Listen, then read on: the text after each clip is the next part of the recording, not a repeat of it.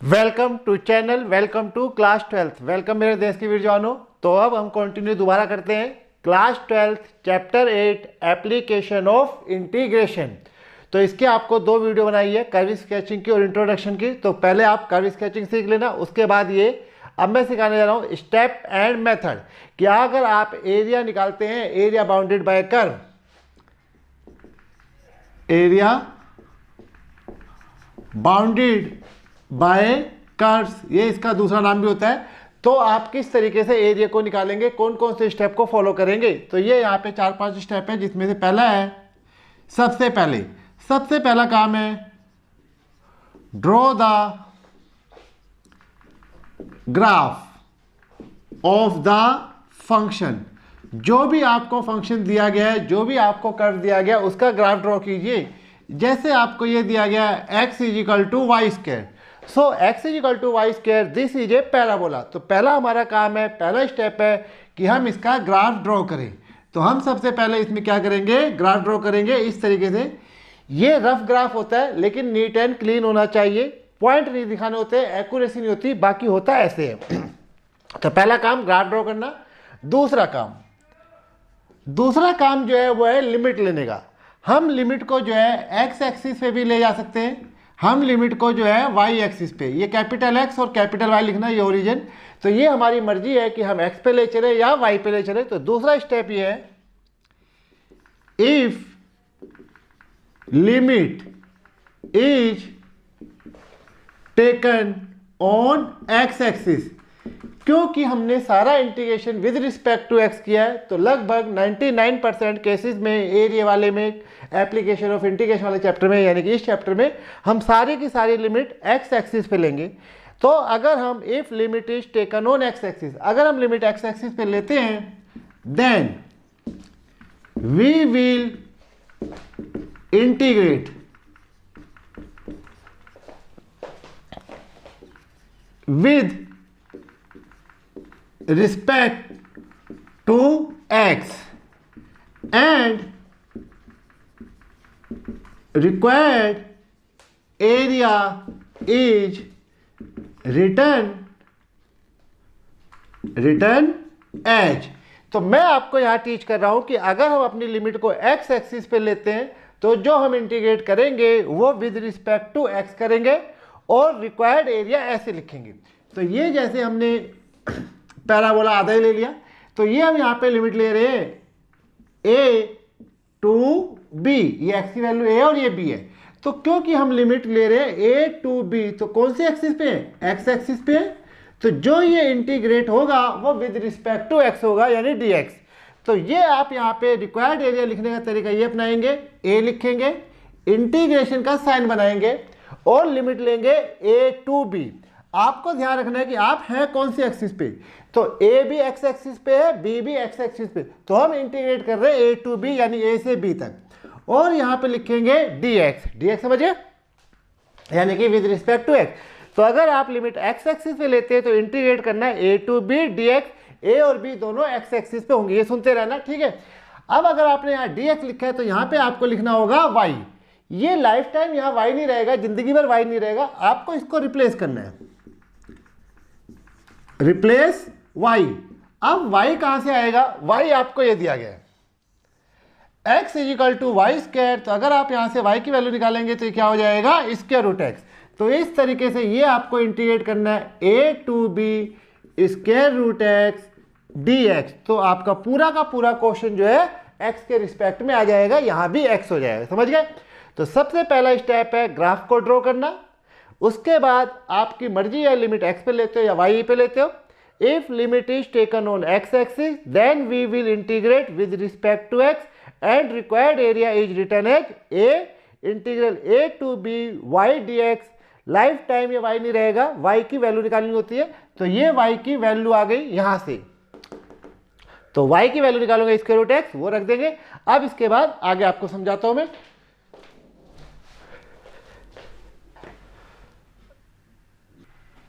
Step 3, if limit is taken on y axis, if limit is taken on y axis, passive wise sentence है। Then we will integrate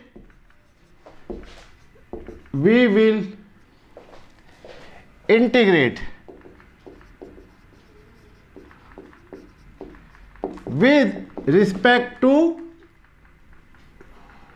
y, then we will integrate with respect to y, right? with respect to y यानी कि dy, if limit is taken on y axis then we will integrate with respect to y। तो अगर आप limit y axis पे लेते हो तो with respect to y करोगे, and required area is written as, required area is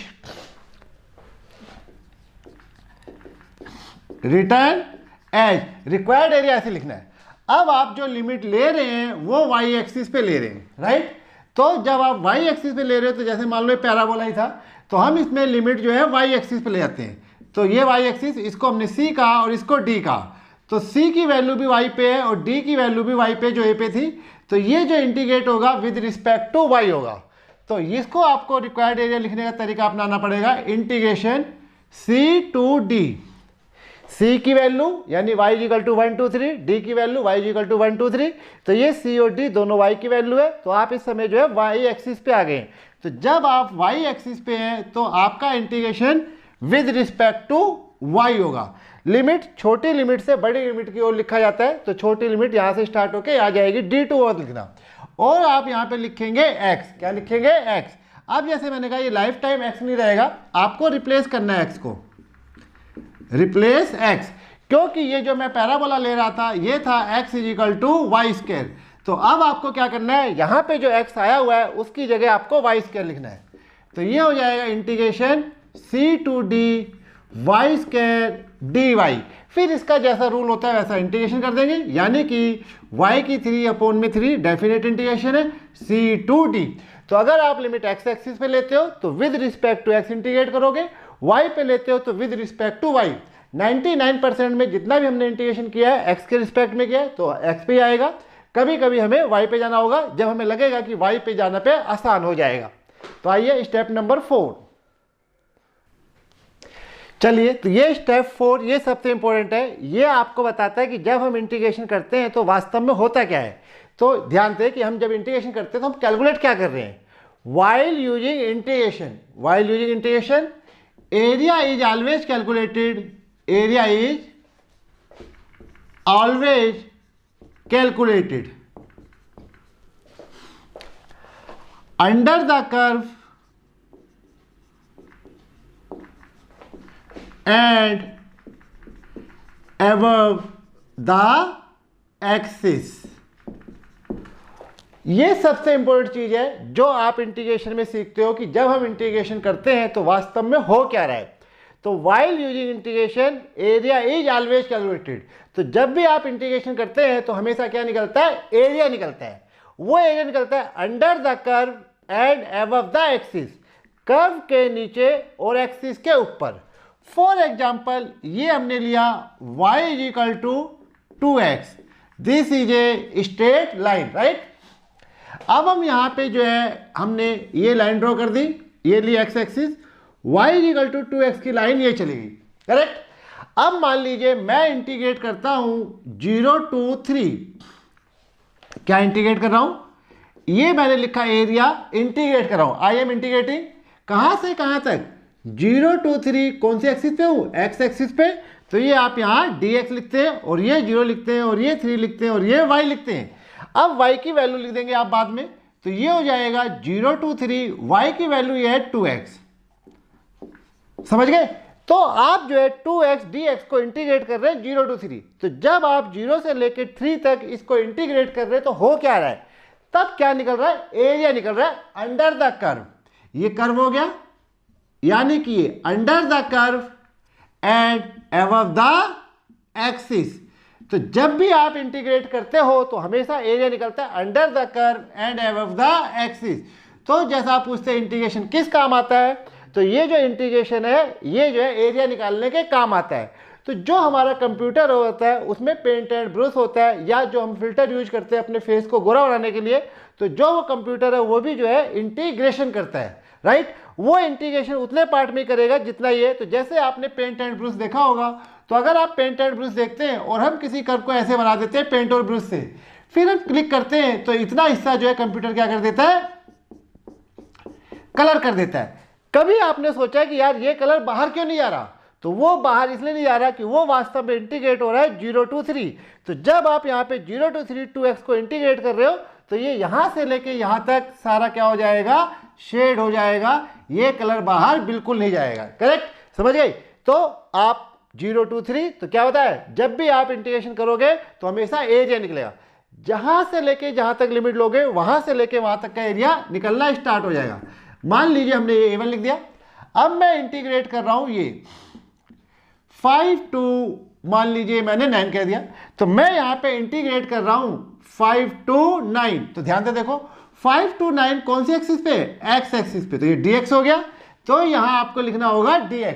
अब area निकलेगा अंडर द कर्व, ये हो गया under the curve and above the axis. तो जैसे धुआं उठता है नीचे से, वैसे ये एक्सिस से जो है धुआं उठेगा और ये कहां तक जाएगा, ये वहां तक जाएगा जहां तक इसकी क्या होगी, बाउंड्री होगी। कल को अगर हमारे पास ये सर्कल आ जाता है, जैसे अभी मैं क्वेश्चन कराऊंगा तो ये सर्कल आता है। अब मान लो हम सर्कल को इंटीग्रेट करते हैं 0 to 3, 0 to 3, ध्यान से पूरी वीडियो देखते रहना। 0 to 3 हम इंटीग्रेट कर रहे हैं सर्कल को। अब आपको ध्यान रखना है 0 to 3 आप ले किधर रहे हो, तो आप 0 to 3 ले रहे हैं एक्स एक्सिस पे, तो ये dx हो गया। तो यहाँ पे dx और सर्कल की इक्वेशन। अब जो इंटीग्रेट हो रहा है व्हाइल यूजिंग इंटीग्रेशन, एरिया निकल रहा है। तो जो एरिया निकल रहा है वो निकल रहा है अंडर द कर्व। तो जो धुआं उठेगा या जो एरिया उठेगा वो 0 से उठेगा, तो ये अबव द एक्सिस हो गया एंड अंडर द कर्व।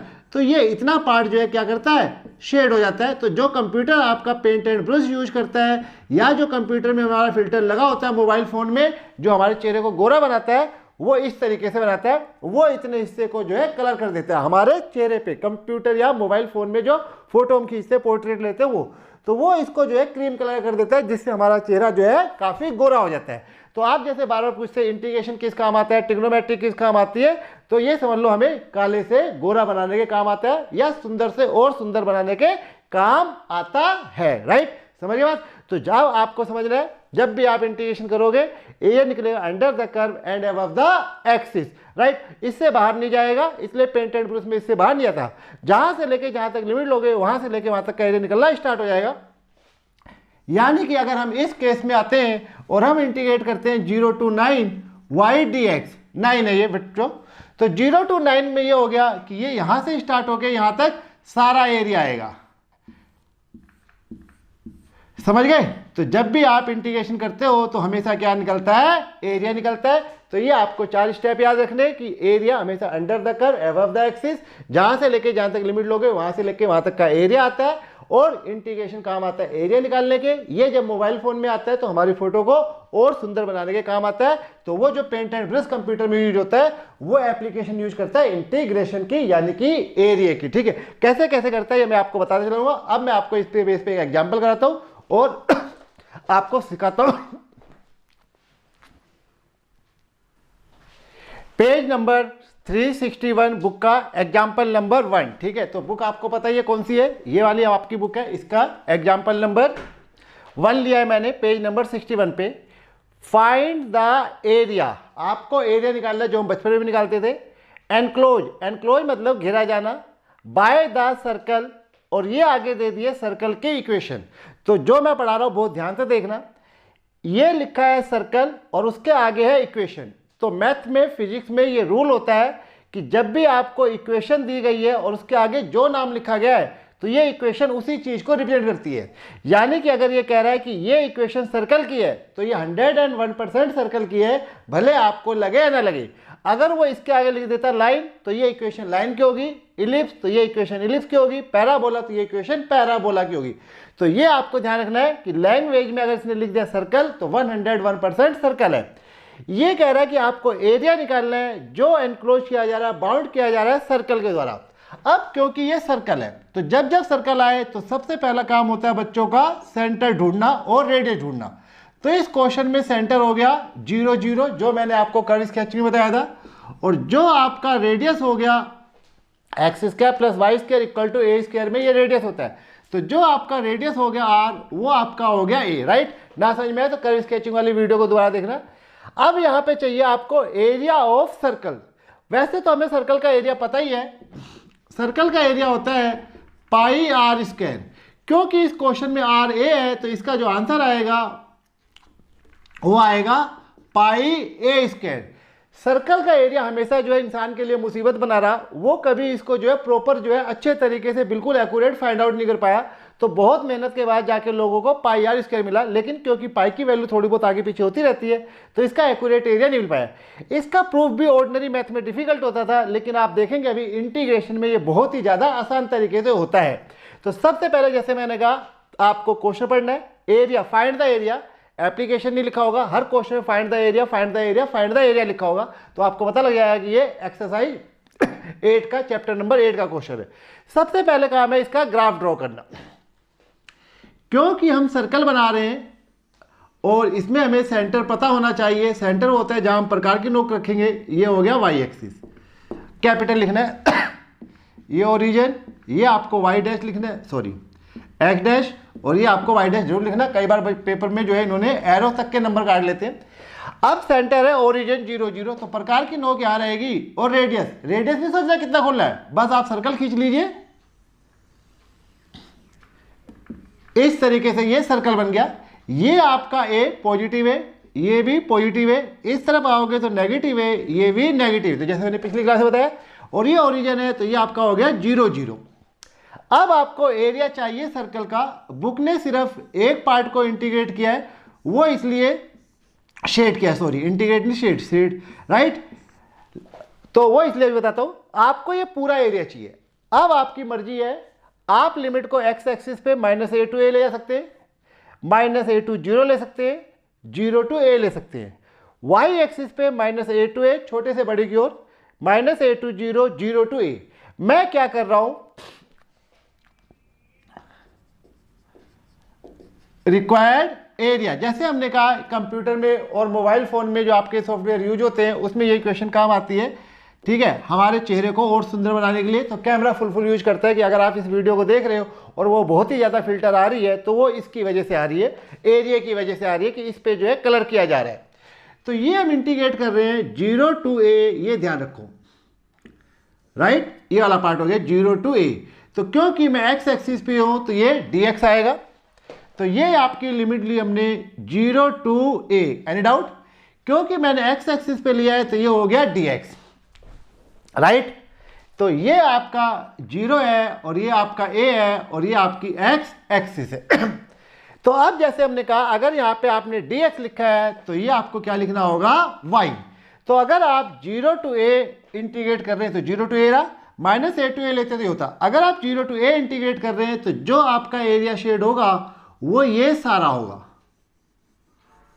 यहीं तक जाएगा, इससे बाहर नहीं जाएगा। इसी तरीके से जो रोबोट वगैरह होते हैं, वो जो कार वगैरह पेंटिंग करते हैं तो उनका कलर बिल्कुल भी बाहर नहीं जाता, जबकि इंसान लोगों का कलर बाहर चला जाता है।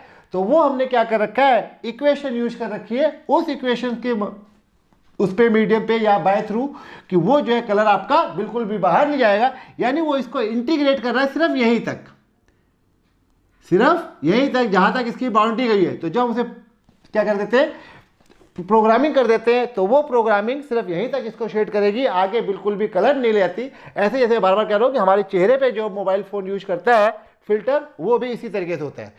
अब इससे जो आपका एरिया आएगा वो ये आएगा, क्योंकि हमें पूरे सर्कल का चाहिए, चारों का चाहिए, तो इसलिए इसको यहाँ पे 4 से मल्टीप्लाई। तो बहुत सारे स्टूडेंट पूछते हैं 4 से क्यों मल्टीप्लाई किया, क्योंकि आपको ये एरिया आएगा और आपको चाहिए पूरे सर्कल का। तो बुक ने जो है क्या कर रखा है, सिर्फ इसे शेड कर रखा है और इसी को इंटीग्रेट कर रखा है dx। आप समझ गए, with respect to x axis. अगर आप लिमिट -a to a लेते, तो अगर आप -a to a लेंगे तो ये आपका सारा एरिया आएगा, राइट। तब आपको ये 2 से गुना करना पड़ेगा। 0 इसलिए लिया जाता है कि जो कैलकुलेशन है वो आसान हो जाती है। तो required area 0 to a y dx, dx मतलब with respect to x, a और b ये दोनों लिमिट x एक्सिस पे है। a आपने क्यों लिया वो आपको समझ में आ गया। अब यहां से y को हटाना है, तो y की वैल्यू जो है आपको इधर से निकालनी है। y स्क्वायर इक्वल टू ये हो गया a square minus x square. y निकालोगे तो ये आ जाएगा square root of a square minus x square. तो ये आपके पास integration 4 limit 0 to a y को रिप्लेस कर रहे हैं, समझ गए ना कहां से, ऊपर जो इक्वेशन होगी वहां से। तो y की वैल्यू आ गई square root of a square minus x square dx। अब ये फॉर्मूला बन गया। ये फॉर्मूला जो है आपके पास है एक्सरसाइज 7.7 में, फॉर्मूला नंबर 3 होगा शायद उसमें, फॉर्मूला नंबर 3, ठीक है, या 2 जो भी देख लेना, हाँ शायद 2 है। तो ये हमारे पास ए स्क्वायर माइनस एक्स स्क्वायर सम मोर स्पेशल इंटीग्रल वहां से मिलेगा।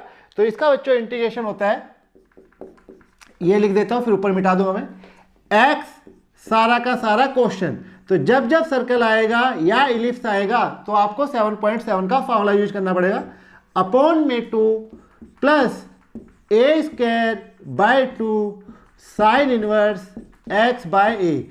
क्योंकि ये डेफिनेट इंटीग्रेशन है तो इसमें सी नहीं आता है। तो इस तरीके से आपको पता लगेगा कि भाई इंटीग्रेशन किस काम आता है, ट्रिग्नोमेट्री किस काम आती है, तो एरिया निकालने के काम आती है मोबाइल फोन में जो है।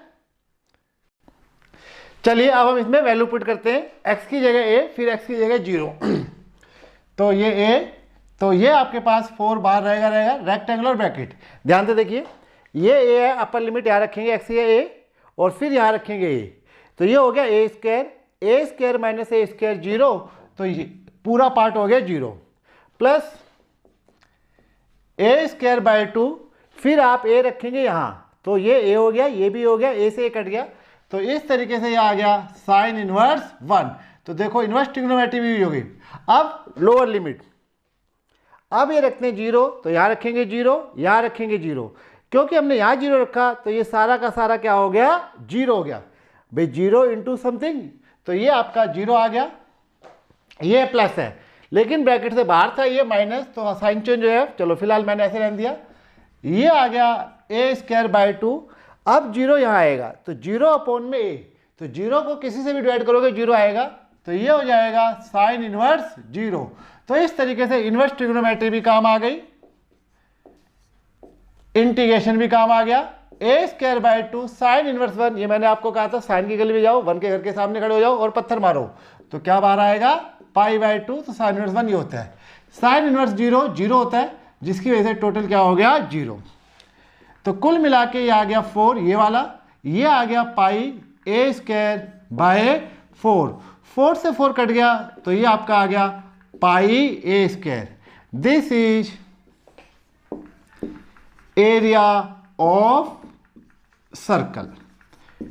अगर आप ऑर्डिनरी मैथ से भी देखें तो भी एरिया ऑफ सर्कल यही आया था, पाई आर स्क्वायर, यही होता है ना। तो जो चीज ऑर्डिनरी मैथ में डिफिकल्ट हो रही थी वो इंटीग्रेशन ने क्या कर दिया, आसान कर दिया। इसी इंटीग्रेशन से हम एरिया निकाल सकते हैं, वॉल्यूम निकाल सकते हैं, टोटल रेजिस्टेंस निकाल सकते हैं। फिजिक्स में तो ये बहुत ज़्यादा काम आती है। तो जैसे आपको पता लग ही गया अब कि एरिया किस काम आता है, तो सबसे पहले हमारे कंप्यूटर में पेंट एंड ब्रश आया था, पेंट एंड ब्रशेस बच्चों को दिया था, सॉफ्टवेयर होता है ये। तो ये जो सॉफ्टवेयर बना हुआ है ये पूरा का पूरा जो है ग्राफ पेपर के टूल से एक्स एक्सिस वाई एक्सिस और जो है equation of line, equation of parabola, equation of circle, इन सभी चीज़ों का यूज करते हैं। जितनी भी मैथ में इक्वेशंस है उसके अंदर बहुत सारी सॉफ्टवेयर के अंदर इक्वेशन का इस्तेमाल किया गया है। तो पेंट एंड ब्रश जो यूज करता है वो totally integration, equation of line, equation of circle. तो अब आप शायद कभी मत पूछना ये कि मैथ हमारे किस काम आता है। तो मैथ आपके बहुत काम आता है, इंटीग्रेशन बहुत काम आता है, डेरिवेटिव बहुत काम आता है, ट्रिग्नोमेट्री बहुत काम आती है। ठीक है, तो इस वीडियो को यहीं पे ऐड करते, होमवर्क कर लेना।